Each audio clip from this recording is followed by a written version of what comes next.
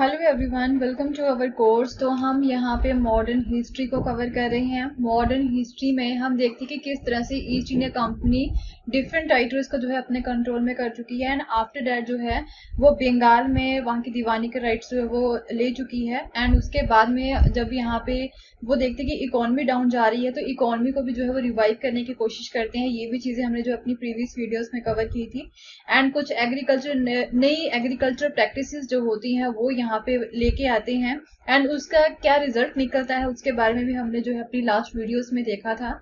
तो हम यहाँ पे अब देख रहे थे कि एक नई तरह की जो खेती होती है वो यहाँ पे करना स्टार्ट कर देते हैं। मीन जो इंडिगो है, राइट, ये जो कलर है इसकी खेती करनी जो है अब ये स्टार्ट कर देते हैं, क्योंकि हम देखते हैं कि लेट 17th या फिर 18th सेंचुरी में या फिर अगर बात करें एग्जैक्टली 19th सेंचुरी में जो है इसकी बहुत ज्यादा डिमांड जो है वो यूरोप में बढ़ जाती है, क्योंकि जो इंडिगो हमारे भारत में उगाई जाती थी, इसकी जो खेती की जाती थी, तो ये जो इंडिगो थी वो काफी फाइन टाइप की थी, काफी अच्छी थी एंड इसका जो कलर था वो काफी रिच कलर था। एंड हाउएवर जो उन्हें जो कलर यहाँ पे ब्लू कलर जिसे हम बोल सकते हैं, क्योंकि इंडिगो जो है एक तरह से ये ब्लू कलर होता है जो कि कपड़े में यहाँ पे यूज किया जाता है मेनली प्रिंट करने के लिए कुछ भी। तो अगर हम बात करें यूरोप के जो कलर की तो वो काफी डल कलर था एंड वो एक अच्छा जो फाइन टाइप का कलर जो वहां पे अवेलेबल नहीं था। तो डेट इज वाई इसकी रिचनेस की वजह से जो है यूरोप में इसकी काफी ज्यादा डिमांड बढ़ जाती है। बट हाउएवर जो इंडिगो है इसकी खेती जो है ओनली हमारे इंडिया में ही की जा सकती थी। ओके, तो जिस तरह से हमारे इंडिया का क्लाइमेट है यहाँ पे जो है इसकी खेती की जा सकती थी। डेट इज वाई अब जो है ब्रिटिशर्स क्या करते हैं, इसकी कल्टीवेशन करनी जो है वो स्टार्ट करते हैं हमारे भारत में। तो इंडिगो की कल्टीवेशन जो है वो यहाँ पे दो तरीकों से की जा सकती है। एक तरीका है यहाँ पे निज कल्टीवेशन, तो दूसरा तरीका है रायत कल्टीवेशन। ओके, जो रायते सिस्टम यहाँ पे हमने साउथ इंडिया में देखा था जो कि एग्रीकल्चर प्रैक्टिस थी एक, राइट, सिमिलरली जो है वैसा ही कुछ इसमें भी था। तो इनके बारे में आज हम पर्टिकुलर वीडियो में जो है कवर करेंगे। इंडिगो कल्टीवेशन के निज सिस्टम के बारे में यहाँ पे पढ़ेंगे एंड इसमें क्या क्या प्रॉब्लम्स लोगों को जो है फेस करनी पड़ती है उसके बारे में भी हम यहाँ पे देखेंगे। Okay, so now let's start the topic. तो अब जो है अगर हम देखें कि जो दूसरी और भी कंट्रीज थी वहां पे भी इसकी जो है खेती की जा रही थी, बट वहां पे जो है वो सारी बंद हो जाती हैं, राइट। तो अब जो है ब्रिटेन जो है वो इंडिया की तरफ टर्न आउट हो जाता है एंड क्या था यहाँ पे काफी ज्यादा जो है डिमांड थी इंडिगो की यूरोप में। So the company in India जो है वो अब ये देख रही थी कि ऐसे कौन से तरीके हैं जिसके थ्रू हम जो है इंडिगो की कल्टीवेशन को एक्सपेंड कर सके। सो 18th सेंचुरी के लास्ट डिकेड से इंडिगो कल्टीवेशन जो है बंगाल में वो उसे जो है वो रैपिडली जो है उसे एक्सपेंड किया जाता है एंड जो बंगाल की इंडिगो थी वो एक तरह से पूरे वर्ल्ड मार्केट में जो है वो फेमस हो जाती है, वो डोमिनेट करती है। ओके, एंड इन 1788 30% जो इंडिगो इंपोर्ट की जाती थी टू दी ब्रिटेन में जो इंडिगो मंगवाई जाती थी वो इंडिया से ही जाती थी। 1788 की अगर हम यहाँ पे बात करें, सो बाय दी 1810 तक पहुंचते पहुंचते तो ये जो प्रोपोर्शन था वो 95% तक जो है वो बढ़ जाता है। ओके, तो अब जो ये जो इंडिगो का व्यापार था वो बढ़ रहा था, तो कमर्शियल एजेंट्स जो होते हैं वो देखते हैं कि इसकी तो डिमांड यूरोप में बहुत ज्यादा है। तो क्या होता है यहाँ पे, अब कमर्शियल एजेंट थे जो हमारे भारत में थे या फिर जो ऑफिशियल जो हमारे भारत में थे ऑलरेडी काम कर रहे थे, वो जो है अब इंडिगो के प्रोडक्शन में जो है इन्वेस्ट करना स्टार्ट कर देते हैं, सो डैट की वो ये सोचते हैं कि हमें भी अब जो है यहाँ से प्रॉफिट कमाना होगा। सो ओवर द ईयर कई कंपनी ऑफिशियल्स क्या करते हैं, अपनी जॉब्स को ही यहाँ पे छोड़ देते हैं। जो कि हमारे भारत में जॉब करने के लिए आए थे, कंपनी ने उन्हें जो है यहाँ पे भेजा था जॉब करने के लिए, तो वो जो है जॉब्स को छोड़ देते हैं एंड अपना जो इंडिगो बिजनेस है उसकी ही देखभाल करनी वो जो है स्टार्ट कर देते हैं, क्योंकि यहाँ से जो है काफी ज्यादा इन्हें प्रॉफिट हो रहा था। तो काफी सारे जो इंग्लिश मैन थे वो हमारे भारत में भी आए थे, राइट। ओनली यहाँ के ऑफिशियल जो हमारे भारत में ऑफिशियल्स काम कर रहे थे वो तो बिजनेस में आ जाते हैं, उसके साथ साथ जो है ब्रिटेन से भी कुछ इंग्लिश मैन हैं वो बिजनेस करने के लिए हमारे भारत में जो है आना स्टार्ट कर देते हैं एंड यहाँ पे आके वो प्लांटर्स बन जाते हैं। ओके, तो जिनके पास जो है इंडिगो को प्रोड्यूस करने के लिए मनी नहीं थी तो वो भी अब जो है इतने ज्यादा अट्रैक्टेड होते हैं इस चीज से कि वो जो है लोन लेके यहाँ पे कंपनी से जो है वो लोन लेते हैं, बैंक से वो लोन लेते हैं, ओके, एंड वो जो है इसकी खेती करवानी स्टार्ट कर देते हैं, राइट। इतनी ज्यादा इसकी डिमांड जो है 19th सेंचुरी में बढ़ जाती है। तो अब यहाँ पे क्वेश्चन अराइज होता है कि इंडिगो को जो है कल्टीवेट किस तरह से किया जाता था। तो दो मेन सिस्टम थे इंडिगो की कल्टीवेशन के, जैसे कि मैं आपको ऑलरेडी बता चुकी हूँ। एक है निज कल्टीवेशन, दूसरा है राइती कल्टीवेशन, ओके। तो इस पर्टिकुलर वीडियो में हम निज कल्टीवेशन के बारे में पढ़ने जा रहे हैं। तो इसके अंदर क्या होता है, द प्लांटर वो जो है क्या रहता है, the produce the Indigo in the lands that he directly controlled. Mean जो प्लांटर है, जो खेती करवा रहा है, वो कहाँ पे इसकी प्रोडक्शन करवाएगा इंडिगो की, कहाँ पे इसकी खेती करवाएगा, उस लैंड के ऊपर ही करवाएगा जिसका वो खुद मालिक है, ओके, जैसे वो जो है ओन करता है।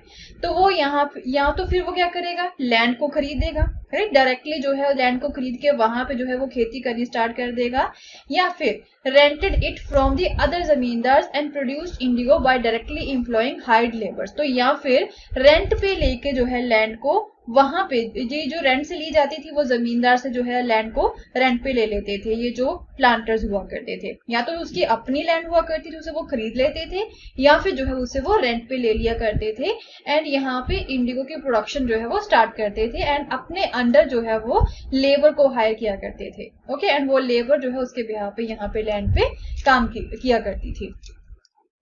तो अब यहाँ पे निज कल्टीवेशन के साथ भी जो है काफी सारी प्रॉब्लम्स थी। क्या प्रॉब्लम्स का यहाँ पे सामना करना पड़ता है, तो प्लांटर्स जो है अब उन्हें ये फील होता है कि निज कल्टीवेशन के अंडर हम जो है एरिया को एक्सपेंड नहीं कर पा रहे हैं, कि जिस एरिया के ऊपर हम यहाँ पे खेती करेंगे, क्योंकि यहाँ पे इंडिगो की कल्टीवेशन के लिए ज्यादा जमीन की जरूरत पड़ती है।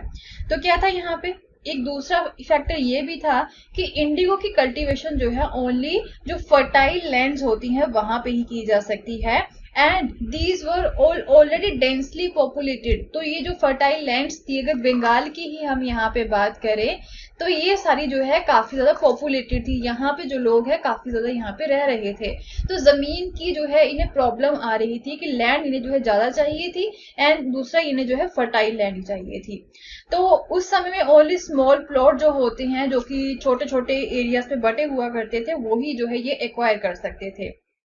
तो एक साथ जो लैंड होती है एक बड़ी सी, वो उसे एक्वायर नहीं कर सकते थे। So planters needed large areas in compact blocks to cultivate indigo in the plantations. तो इस तरह की लैंड अब जो है वो कहाँ से लेंगे, तो क्या रहता है, अब वो कोशिश करते हैं, they attempted to lease in the land around the indigo factory. तो इंडिगो की फैक्ट्रीज यहाँ पे लगी हुई थी, उसके आसपास जो है वो लीज पे लैंड देने की कोशिश करते हैं, एंड वहां पे जो पीजेंट्स रह रहे थे उन्हें जो है जबरदस्ती इविक्ट कर देते हैं from the area. But this always led to conflicts and the tension. जब ये ऐसा करने की कोशिश करते हैं तो ऑब्वियसली लड़ाई झगड़े तो होंगे ही, जब वो पीजेंट्स को उनके एरिया से इविक्ट करेंगे, ओके, एंड टेंशन की भी अलग थी इनके लिए, इन प्लांटर्स के लिए, एंड ना ही अब लेबर को जो है वो मोबिलाइज कर सकते थे, एक जगह से दूसरी जगह पे जो है लेके जाना भी उनके लिए मुश्किल था लेबर को। तो क्योंकि ये जो लार्ज प्लांटेशन था इसके लिए जो है काफी ज्यादा जो है लेबर की भी जरूरत रहती है, okay, and labour was needed precisely at time when peasants were usually busy with their rice cultivation.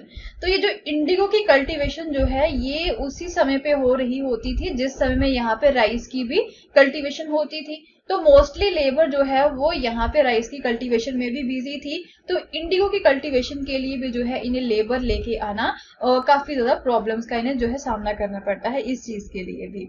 तो ये सारी प्रॉब्लम जो है इनके सामने आ रही थी, एंड देन उसके साथ साथ यहाँ पे इन्हें जो है हल की भी यहाँ पे काफी ज्यादा जरूरत पड़ती है। बुलोक कार्ट्स जो होते हैं वो भी लार्ज स्केल पे इन्हें चाहिए अगर इन्हें जो है लार्ज स्केल पे खेती करनी है। तो एक बीघा जो होता है इंडिगो कल्टीवेशन का उसमें एटलीस्ट 2 हल तो इन्हें चाहिए ही चाहिए एक खेत के लिए।